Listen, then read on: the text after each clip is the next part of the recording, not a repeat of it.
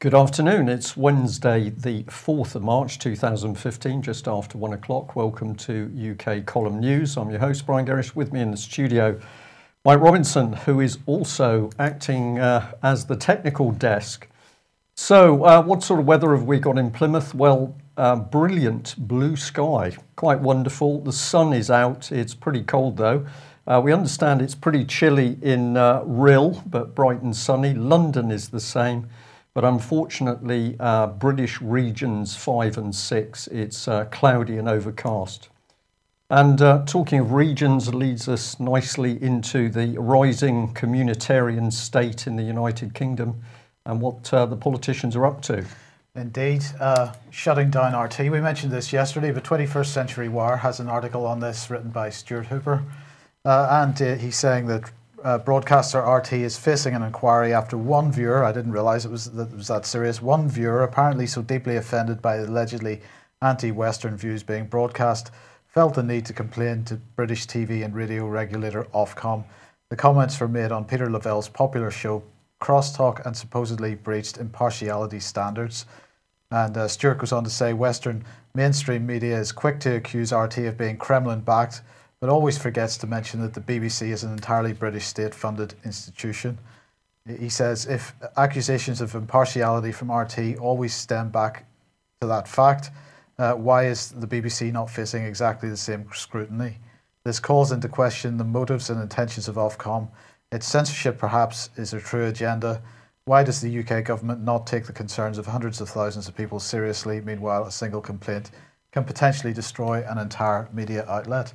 And I think overall his article is pretty close to the money. Well, I think he's spot on. And of course, it's taken the UK column to expose the dirty work of BBC's charity, BBC Media Action. And if you haven't yet read it, have a look on the UK column website for our article on BBC subversion and particularly relating to what the BBC has been doing to help destabilise countries like Kazakhstan, but also into Syria and Iraq. And of course, we've got BBC Monitoring, previously funded by the Foreign and Commonwealth Office.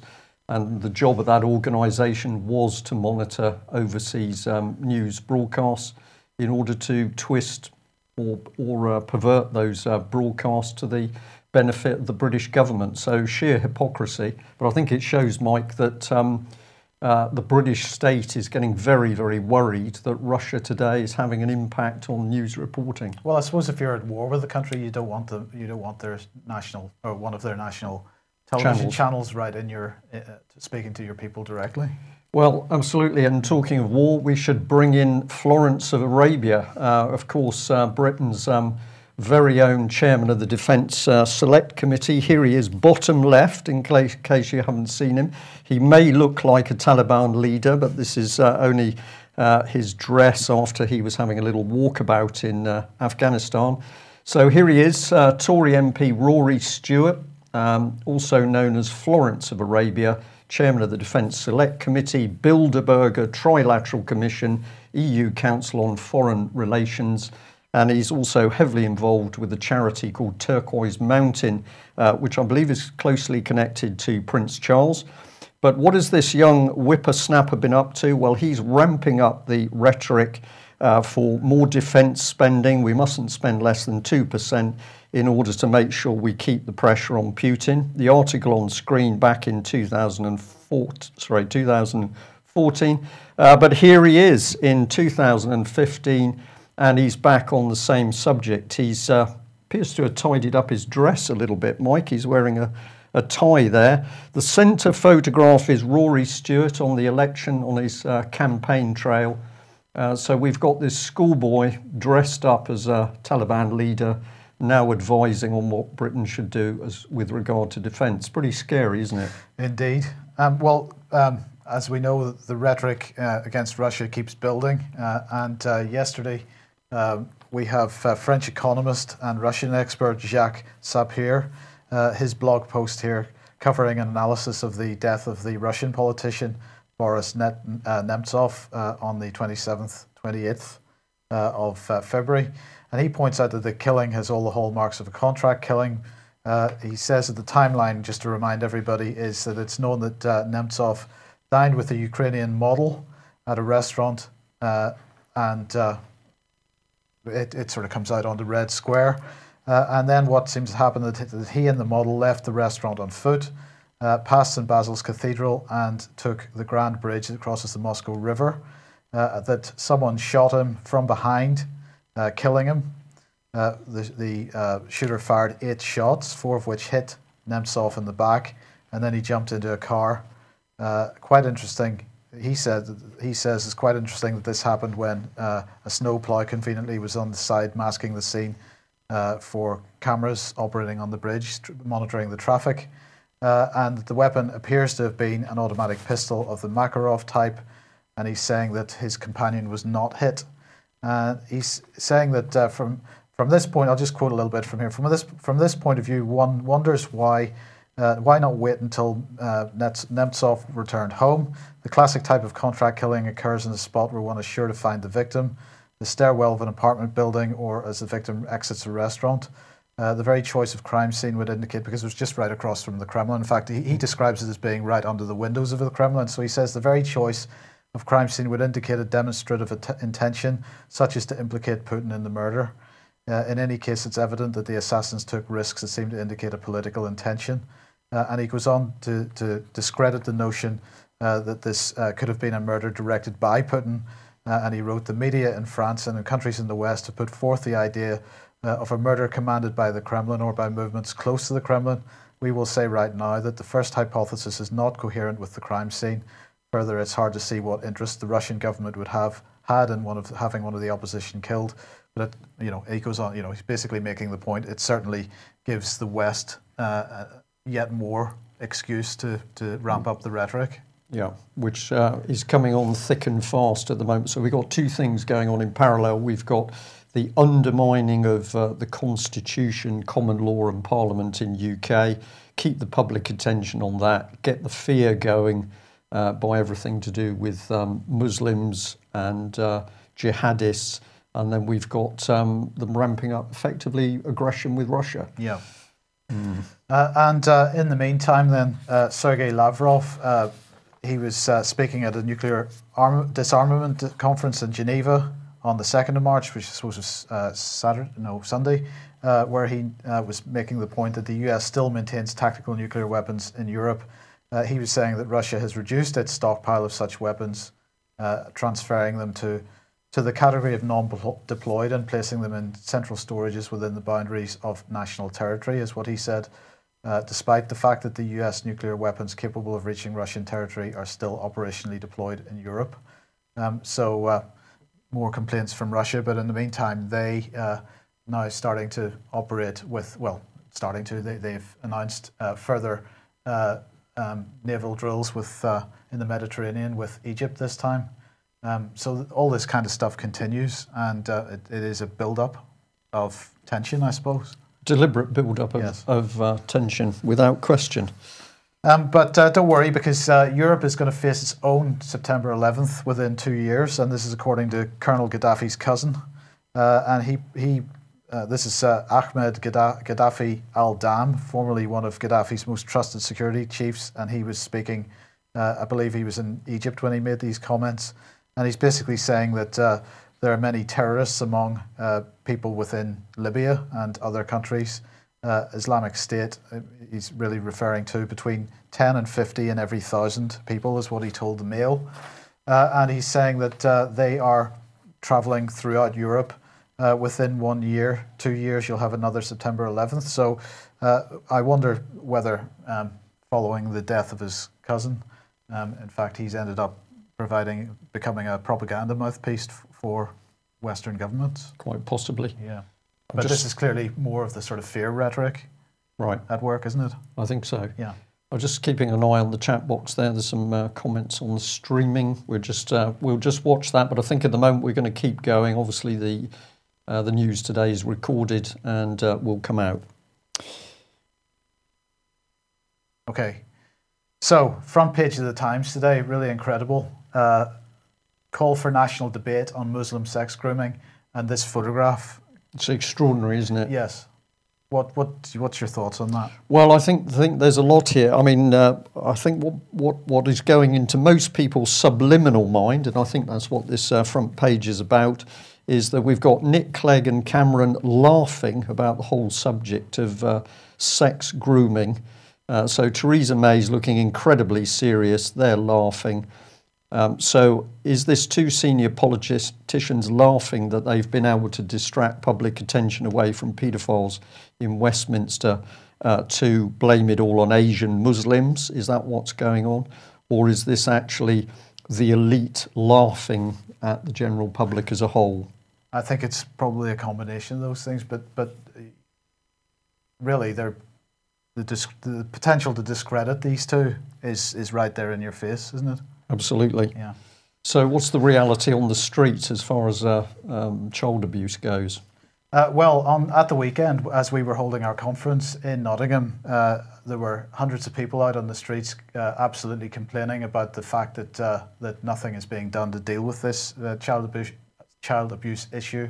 And what we have here is a short 2-minute clip from that, a discussion with Mickey Summers. Now, we should probably preempt this by warning you that Mickey is wearing a onesie. A onesie, yes. Yeah. And our point is it's a really sad indictment of this country when somebody has to do that in order to try to draw attention to what has been years of systematic abuse and then the systematic cover-up of that abuse. But Can I just say, let's remember it's taken Russia today to get its reporters in on the streets to report the stealing of property by corrupt British courts and bailiffs companies, and of course the BBC simply refusing to report the massive amount of information coming to the surface about paedophiles. As Mike says, it's taken Mickey Summers to put on a baby costume to get some form of media coverage.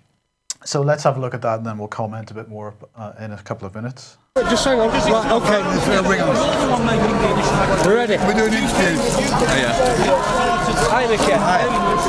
We've turned up here today to come and see the protest. Can you just tell us a little bit about what's happening here today? This is about 6 decades of child abuse in children's homes. It was done by those employed to look after kids. It runs from 1953 and it's probably still happening now. My case, I took to the police in 2003. They failed to investigate.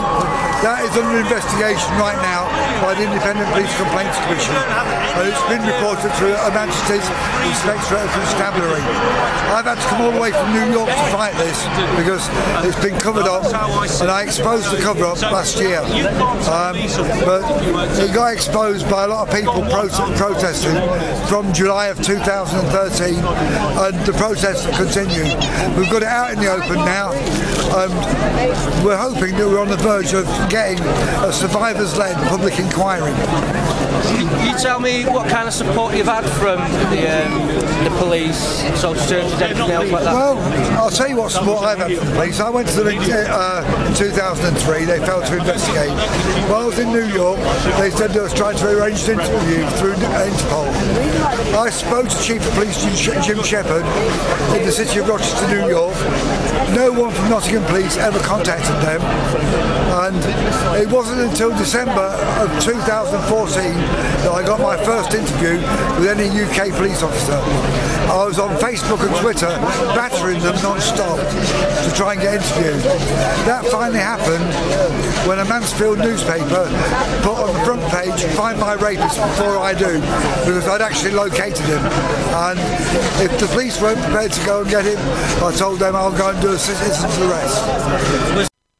So, what Mickey is talking about there is he's calling for a survivor-led inquiry. But of course, what we were trying to do at the weekend is really come at a slightly different angle to solving this problem, because we don't believe that any of these inquiries are going to be, at least inquiries are managed. So even a survivor-led inquiry, it'd be pretty hard to push through necessarily. So we're trying a slightly different approach. Well, the grand jury, some Yes. hitting power is what we need to get out there, is to make individual people responsible instead of accountable, instead of organisations. So at the weekend, John Hirst was describing the process of running a grand jury, and of course we had Strider, and she was really leading the evidence for one particular grand jury, which was the one on state cover-up of paedophilia, and of course was helped by a number of other witnesses. Yes. And what actually happened at the end of that period was that 4 grand juries were actually set up on 4 different subjects, with the aim of deciding whether there's a case to answer for misconduct in public office by on a number of different subjects by people that hold public office, by individuals named that hold. So these were quite specific charges. Now, of course, there hasn't been a grand jury held in this country since the 1930s, and so this was the end of an 80-year sort of hiatus on that. And one of the points that John Hirst was making was that, of course, a grand jury does not have to be initiated by the state. And there's a term for a grand jury which is initiated by a group of individuals. That's called a runaway grand jury. And in fact, of course, it is our responsibility as members of the public, if we are aware that a crime has taken place, to do something about it. And in fact, if we're not getting any help from the state in order to do something about it, it is our responsibility to do something about it ourselves. And that was really the main point of this. So those grand juries, there were 4 grand juries. 3 of them found that there was a case to answer. The 4th didn't find that there was a case to answer. That was not on the basis of the evidence. In fact, that was a procedural issue. And as a result of that procedural issue, they were unable to maintain a quorum of 12, which is required in order to pass a verdict. So what that really demonstrated was that the process works, because where one person was actually uncomfortable with the procedure that particular grand jury was running, he decided that he could not continue with it. Nonetheless, 3 grand juries found that there was a case to answer for 3 charges of misconduct in public office, and John Hirst is proceeding with bringing those charges to the Old Bailey, and we'll see. We'll keep you informed on how that goes. But really. Incredible situation happening at the weekend. And people took it very seriously, and the conduct of the grand jury was taken very seriously. So a lot of people said there's some real power coming to the surface here with, I know I'm picked up on it occasionally, I'm going to say ordinary people actually saying, no, we've had enough of this, now we're going to take the action to bring individuals to account, not the government, not governmental departments, but let's bring the individual to account, and this is clearly the way to go. Yeah. Well, let's remember that today, as we speak, brave Robert Green is appearing again in Aberdeen Sheriff Court. He's due for sentencing today. This is a man trying to speak out about the abuse of children, Holly Gregg in particular. Let's remember he's been imprisoned twice simply for trying to deal with paedophiles. And he's been under what we're calling house arrest for nearly 1 year, i.e. at home, having to report to his local police station every day. This is what the situation is with David Cameron's Conservative government. It isn't the government who's responsible here. David Cameron is the man who's got to take responsibility. But reality of Britain in 2015, speak out on child abuse, and you are the one who's imprisoned. Now, if it was just Robert Green, maybe people could say, well, it's just one case, it can't be right. But of course, the same thing has happened with Melanie Shaw. She, of course, is an abuse victim herself. She's a whistleblower for the some 150 youngsters that were abused at Beechwoods Children's Home in Nottingham. What has the British state done to her? What has David Cameron done to her? What has Theresa May done to her? They've put her in prison, and at the moment we're deeply concerned for the physical safety of Melanie Shaw, as none of the people who were previously corresponding with her have had any communication at all. So no letters and certainly no telephone calls. And perhaps most importantly, it's clear that Melanie Shaw is being blocked from communicating with her lay legal advisor. And yet the state, this comes straight back to Theresa May, has tried to force a solicitor from a law firm that Melanie has previously sacked. They've tried to use that law firm again to represent Melanie Shaw. So abuse victims imprisoned, people who speak out on behalf of the victims imprisoned. And of course, the other favourite trick we'll just remind people of, a number of ladies throughout UK who have spoken out about paedophile rings have been simply branded mentally ill, sectioned and put in psychiatric units. And this is very brave Emma Stoops, who was sectioned in Cornwall last year because she had reported a paedophile ring. Well, who's responsible? People are responsible for what's going on. And let's have a look at the happy couple. Well, this is how they like to show themselves. David and Samantha Cameron. They are such a nice family, clean, upstanding people going to church. Well, what has David Cameron been up to? Well, here's the Independent. Westminster paedophile ring. David Cameron is dismissive of sex abuse allegations, MP Simon Danczuk claims. So here was the Prime Minister saying, oh no paedophiles in Parliament, nothing to see. And we've got another headline from the Independent down here, where Cameron is now pointing the finger at the civil servants, the public sector. If you are responsible for looking after children, you make a mistake, you are going to go to prison. What is all this about? Well, what David Cameron is doing very cynically is, of course, distracting public attention from Elm Guesthouse and paedophiles involved with Westminster and the establishment. He's distracting public attention back onto other areas. So very cold, callous, cynical action by British Prime Minister David Cameron. What sort of man is he? Well, actually, it's taken a Flemish newspaper. This is the Flemish equivalent to the Metro newspaper, and they've produced an amazing article. Let's have a look at it. Some of this mirrors what appeared in the British press some time ago. Effectively, it says elite hooligans in Oxford. Who are they talking about? Well, there we are, ringed. There is a young David Cameron, now British Prime Minister. But this article goes into a lot more detail than was ever printed in the British press. And let's have a look at what they're saying. So basically, the Danish director, Lone Scherfig, is talking about her new film, The Riot Club.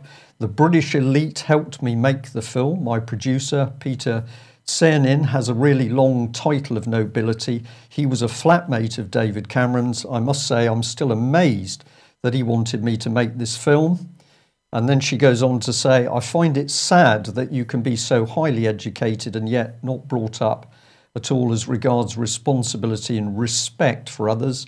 At the Bullingdon Club, a new member had to burn a £50 note in front of a homeless person by way of an initiation rite. So it's absolutely in our faces. We have people now running Britain, cold, callous, dysfunctional, what are we dealing with? Sociopaths? At the least. I think something very serious going on here. You taunt a homeless person by burning money in front of them. And we've got people who can't work out why at the moment David Cameron absolutely hammering the poor, the disabled, etc. Well, much of what the government is doing is being done by stealth. But we'd like to thank a viewer in Scotland for pointing out this amazing little cluster of information to do with how the country is being managed. And it starts with this, a report, the economic benefits of eco-mines. Now, we were fascinated by the title because we've been warning about the state attack on people's minds through the behavioural change unit run by the Cabinet Office. But here we've got a case study, and it's looking at the economic benefits of dealing with people with mental illness in a particular way. Here's some of the outcomes of this report. We consider that the potential benefits and avoided costs of the intervention to the state and broader public sector are the following: avoided prescription costs, avoided medical consultation costs, avoided use of psychiatric nurses, avoided benefit payments, avoided disability, and then really positive points here: increased tax receipt to the Exchequer, increased national insurance.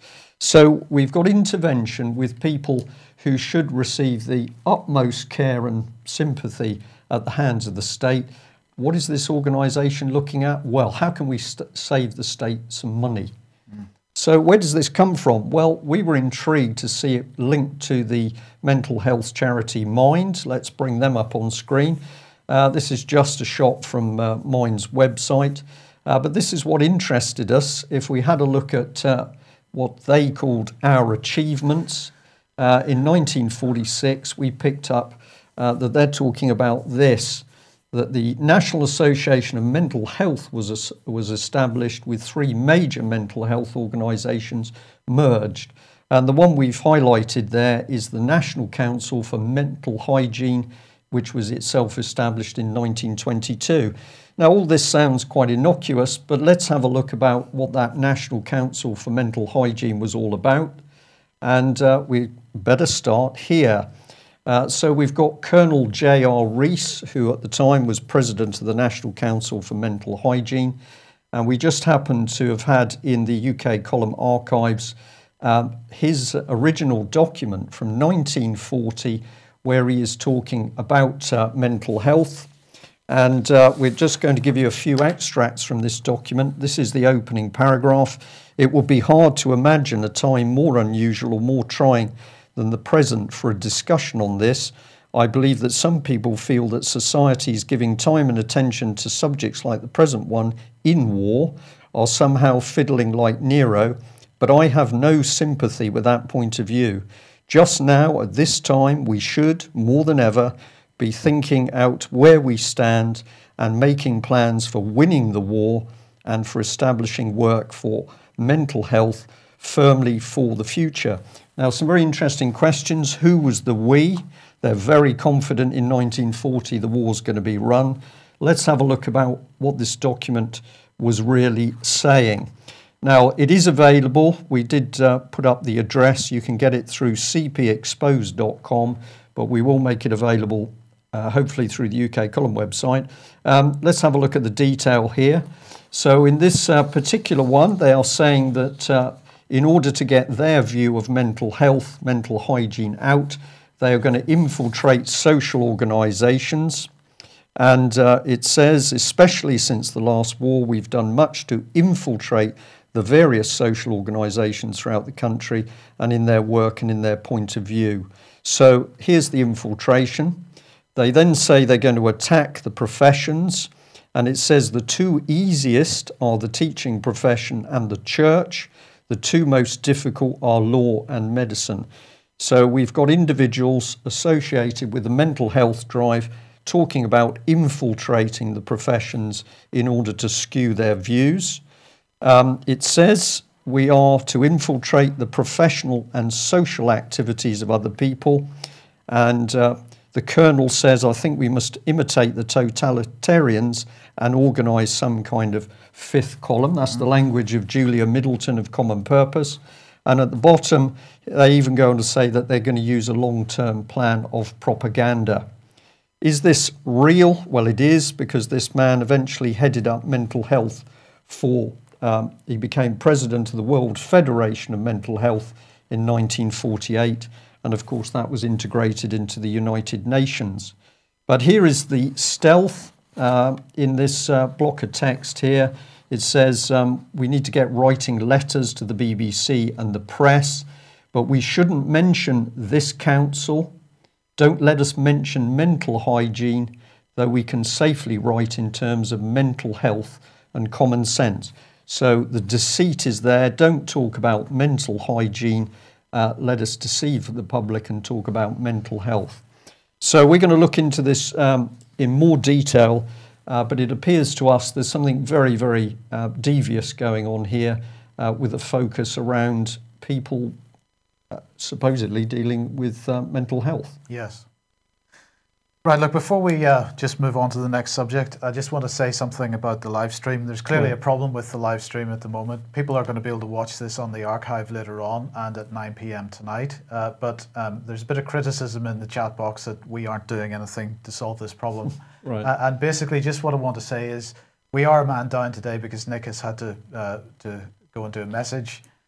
So I am operating the system from the news desk and presenting at the same time.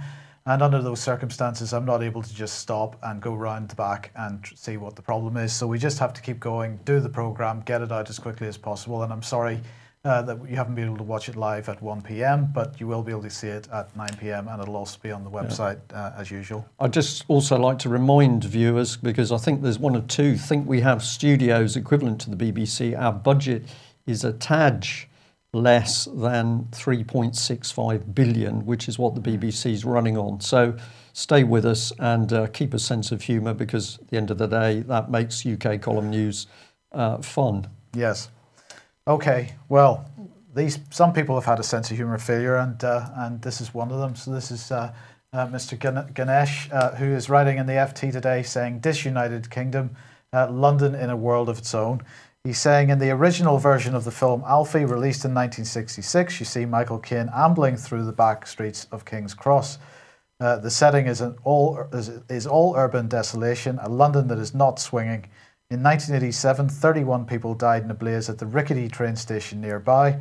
Wooden escalators creaking their way over flammable grease and litter allowed the fire to spread with hideous alacrity.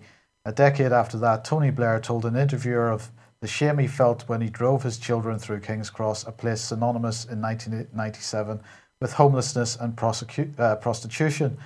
It is now a feat of persuasion to convince a Londoner born in that year that this part of town was world famously squalid. And he's going on to say that globalization is what has brought about this great regeneration, and that London is a symbol of the fact that other cities in Britain have not similarly embraced the globalist common purpose. He doesn't use the term common purpose, I'm paraphrasing, but that's basically what he's saying. But he ends the piece by saying, London has become not just concrete and steel, but a reification of an idea, globalization. So this is really a very pro-constitutional reform, let's divide the country into regions. And as we've mentioned many times before, of course, in the European plan, London is to be its own city-state region. Yeah. And of course, they want to devolve that sort of model out to other places. But this article, in parallel with that on the Telegraph, really grabbed my attention. This is from Michael Fabricant, Tory party MP, of course, MP for Lichfield in Staffordshire. And he's saying that John Bercow, the Commons Speaker, this week warned that the Palace of Westminster is crumbling away and might have to be abandoned, either temporarily or permanently. The price tag for repairs could be as much as £3 billion. Some people might know, especially since the screening of Michael Cockerell's Inside the Commons documentary, that I don't always agree with Mr. Bercow, but on this occasion I do, and of course that's Fabricant saying that. If we continue to use the Palace of Westminster, that incredible, iconic, fragile, faux Gothic building, because it is so fragile, it's only stood for hundreds of years, he goes on to say, you just can't simply carry out repairs piecemeal. The bill to the public purse will be almost double over the prolonged period of years. Is that seriously more palatable? No, we must find a temporary home elsewhere, and he's suggesting Lichfield, his own constituency, is the best place to host Parliament for a while. And he says, when it eventually returns to the Palace of Westminster, the cathedral can then play host to a devolved and permanent English Parliament. So there you go. Michael Fabricant joins the list of people that I spoke about at the weekend that are pushing the constitutional reform agenda, the regionalisation of this country, which is the European agenda. And is the reset as well. Absolutely. And ultimately the United Nations agenda. Yeah. So, absolutely. Treason by stealth, treason quietly spoken, as we said on the last UK column front page. But this is the fifth column now, actively working to destroy the very machinery of Westminster. Indeed. Now, I just want to highlight this article, which was actually posted yesterday, and it's by Mark Anderson from American Free Press. He sent it to us over the weekend. Amid media blackout, Canada lawsuit challenges banker rules. Some people may have seen this before the court hearing. It was on Global Research and other places. But basically, Bill Still was covering this a couple of days ago and pointing out that, of course, the Canadian Central Bank between 1937 and 1938 and 1977, famous for basically having a Bradbury Pound type policy where they were issuing interest-free money in the form of loans to businesses and so on. And what basically Bill's still pointing out here, that the St. Lawrence Seaway development, the national pension system, airports, subways, and other projects deemed to be in the public interest sprouted in the rich soils of interest-free finance between 38 and 74. Basically this is coming out of the work of a monetary reform organisation in Canada called COMER, which is the Committee for Monetary and Economic Reform. And they took the situation to court with the aim of returning the Canadian Central Bank to this method of issuing interest-free money in this way. Now, the Canadian government has until apparently the end of March to appeal this decision, and after that it then goes to full trial. So this is an interesting development. We're going to keep an eye on that one. Well, I just wanted to highlight this report from the Institute for Fiscal Studies, Living Standards, Recent Trends and Future Challenges. And this has been in a number of the mainstream press outlets today. They're saying that millions of workers are still earning less than before the 2008 financial crash. Although if you look at the BBC coverage, well, in fact, the BBC coverage of this is pretty similar to the British government's coverage of it. They're really saying it's a real success because living standards are back to 2008 levels. But in fact, they collapsed following the 2008 crash. So you know, they haven't actually recovered. What has actually happened is that for some groups, the average incomes are back to pre-2008 levels. But for many others, they are not. For example, 31 to 59-year-olds are still 2.5% lower. For 22 to 30-year-olds are still 7.6% lower than 2007, 2008. So for the government or the BBC to suggest that everything's back to normal is a bit disingenuous. Paul Johnson, who's the IFS director, told the BBC Today programme, the most remarkable thing is less that incomes fell. Incomes always fall during and after recessions. The thing that's really different this time is what happened in the 1980s and 1990s, is they've taken an awfully long time to recover. It's astonishing that 7 years later, incomes are no higher than they were pre-recession, and indeed in working age households they're still quite a bit below they were pre-recession. So the government, of course, suggesting that this Institute for Fiscal Studies report is absolutely supporting their economic disaster, their long-term economic disaster. In fact, when you read a bit further down past the headlines, you find that that's not quite the case. Well, I should press the magic button. Okay. There we go. Okay. So the financial press over the weekend then talking about this situation. So this is the liquidation and default of 9 billion euros of debt of a bad bank in Austria. Now this is the Hypo Alpe Adria bank failure, and that of course was split into a good bank and a bad bank. The bad bank is known as Heta Bank, and these debts, this bad paper, as it's known, was guaranteed by the governments of Austria and also the province of Carinthia. So what basically happened was that the Austrian government refused to extend any guarantee on any new losses on this bad bank. So effectively what the government did was to default on that. And they are then calling on a bail-in, or they're causing a bail-in to take place. But what's really staggering about the bail-in in this case is that it will be senior creditors. This is the first time that senior creditors, so-called senior creditors, are being affected by such a bail-in. Now, what's a senior creditor? Well, the FT's definition is that when a business goes bankrupt, the creditor who will be paid would be paid before junior creditors, or will get a larger percentage of what they're owed. So basically, the people that are first in line to take advantage of a bankruptcy situation are usually the last in line to be called on to bail in a bank. But in this case, for the first time, they are required to bail in a bank, and that is a pretty major development. Yeah. So interesting things beginning to unfold. We just need people to keep pushing. Yes. Yeah. And of course, George Osborne, go back to him for a second. He's continuing to dodge questions over the HSBC, as is David Cameron. But he says that HSBC is a very important bank. Okay. Very important bank. I'm sure it is a very important bank. It's certainly a very important bank for the financial system. and for any drugs cartels that happen to be using its services. But anyway, or individuals. Well, indeed. Yeah. But he was speaking on Radio 4 this morning, and he was asked on Radio 4 whether he had anything to say about, or whether he had spoken to Stephen Green, who is the bank's former boss, regarding tax evasion, and he basically avoided the question. He said, the information that's been published recently has only recently come to light. Until this point, the allegations had been that individuals with bank accounts at HSBC had been evading tax, and that HMRC was rightly investigating it. The new investigation is that potentially the allegation is that HSBC Suisse colluded in this. This is new information. So he's a bit sad, I think. But although he does look particularly sociopathic in that photograph. I don't know. I think his nose is growing a bit there, actually. I think his nose is a bit longer than it used to be. Yeah. But never mind, he can have a night out and relax in the club. Now, as we see this massive attack on Britain's constitution, common law, and all the pillars, really, of our society, this is deliberate, it's real, it's happening. I think what we need is to be able to call on some very strong leadership at the 2015 general elections.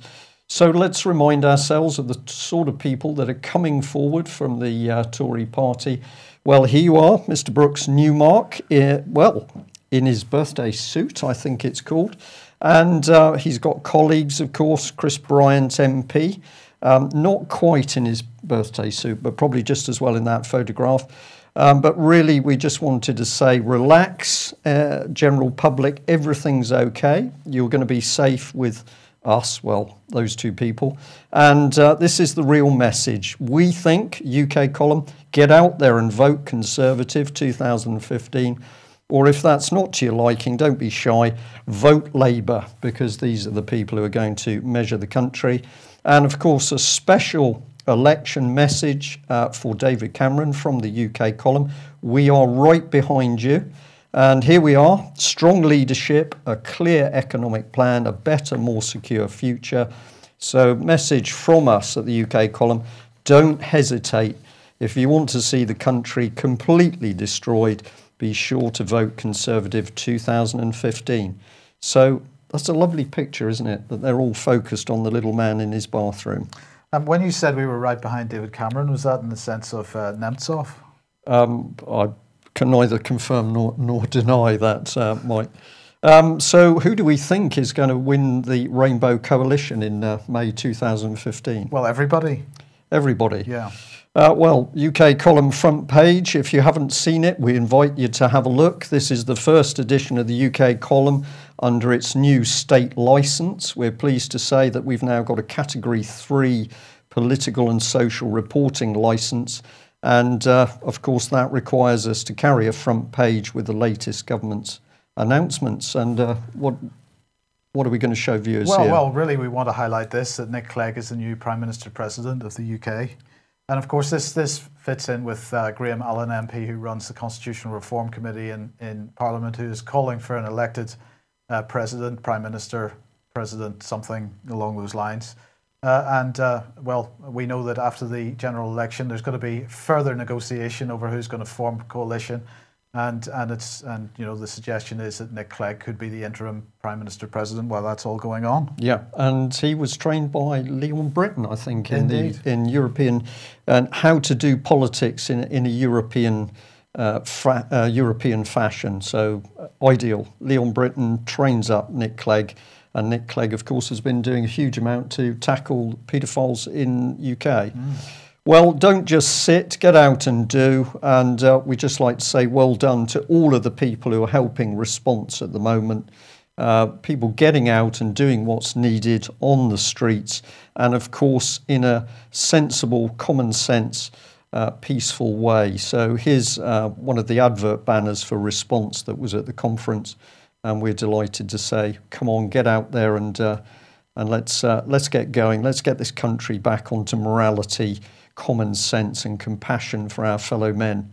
If you're listening from overseas, we've done this before, but we'd like to apologise for the behaviour of the British governments. Doesn't matter whether they're Labour, Lib Dem or Conservative. We understand we've now got a criminal cabal effectively running the country, and of course people overseas suffering as a result. If we want to get real change, then people need to influence the general election, and our view is we need proper independent candidates to take the seats, or at least people who are maybe in smaller parties not associated with the mainstream parties. Now, normally at this point might say what's happening next, but of course nobody can see this on the live stream at the moment, so can't do that. But Ian Puddick, his presentation from the conference is immediately following this news, and will be immediately following the repeat at 9 p.m. tonight as well. So you'll get to see it then, at least. Okay. Apologies for the problems today. Hopefully everything will be back to normal tomorrow. Thanks for joining us. Bye-bye. Bye-bye.